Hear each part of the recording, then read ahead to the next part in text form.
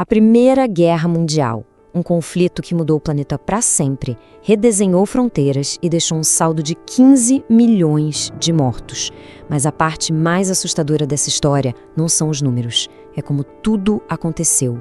Vocês vão ver que a sequência de eventos que levou a essa catástrofe é uma das mais bizarras e trágicas da história da humanidade. É por isso que eu peço para ficarem comigo até o final, porque o que aconteceu há mais de 100 anos ainda define o mundo em que a gente vive.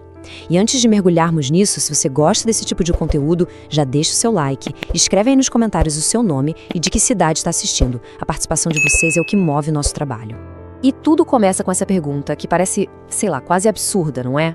Como é que a morte de uma única pessoa foi capaz de incendiar o mundo inteiro?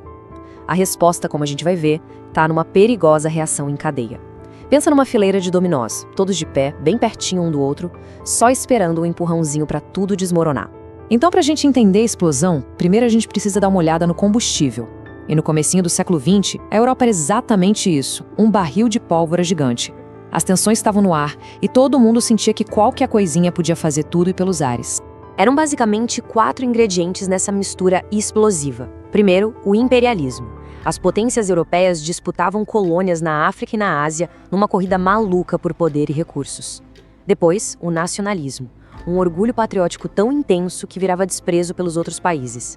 Some a isso uma corrida armamentista sem precedentes, principalmente entre Alemanha e Grã-Bretanha, que construíam navios de guerra cada vez mais potentes. E para fechar, um sentimento de humilhação.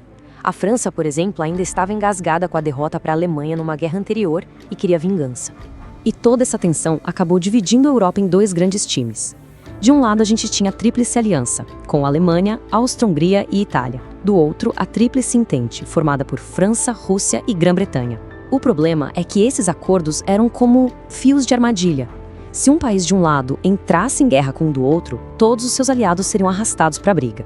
Era um sistema perigosíssimo, um gatilho pronto para disparar. E se a Europa inteira era um barril de pólvora, a região dos Balcãs, os Balcãs eram um estopim. Era uma área super instável, onde impérios antigos, como o otomano e o áustrio-húngaro, estavam perdendo força, e vários povos queriam formar suas próprias nações. Era ali que os interesses da Rússia e da Áustria-Hungria batiam de frente. Faltava só a faísca.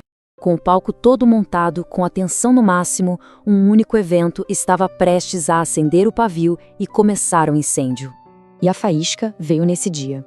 O herdeiro do Império Austro-Húngaro, o arquiduque Francisco Ferdinando, foi morto a tiros em Sarajevo. O assassino, um jovem nacionalista chamado Gavrilo Príncipe. É importante entender. Esse assassinato não foi a causa da guerra, mas foi o pretexto, a desculpa perfeita que muitas nações estavam, de certa forma, esperando. E aí, a primeira peça do dominó caiu. Aquele assassinato ativou toda aquela rede complexa de alianças que a gente falou. O que aconteceu em seguida foi uma cascata de declarações de guerra tão rápida e que parecia tão imparável que arrastou o continente inteiro para o abismo em questão de dias. O mais impressionante é a velocidade com que tudo desmoronou. Olha só essa linha do tempo. Dia 28 de julho, a Áustria-Hungria declara guerra à Sérvia. 2 dias depois, a Rússia, que protegia a Sérvia, mobiliza seu exército gigante. No dia 1º de agosto, a Alemanha declara guerra à Rússia. No dia 3, a França. E no dia 4, quando a Alemanha invade a Bélgica para atacar a França, a Grã-Bretanha entra na briga. Em menos de uma semana, o continente inteiro estava em guerra. Os dominós caíram. A guerra começou. Mas ninguém imaginava que ela se transformaria em algo completamente novo e pavoroso. Uma forma de combate brutal e parada no tempo que o mundo nunca tinha visto antes. No comecinho, em 1914, os exércitos ainda avançavam, naquela que ficou conhecida como a Guerra de Movimento. Mas isso durou muito pouco. Logo, os 2 lados cavaram quilômetros e quilômetros de valas, as famosas trincheiras. E ali eles ficaram, atolados no impasse mortal que durou anos. Ninguém conseguia avançar, mas milhões de pessoas morriam tentando.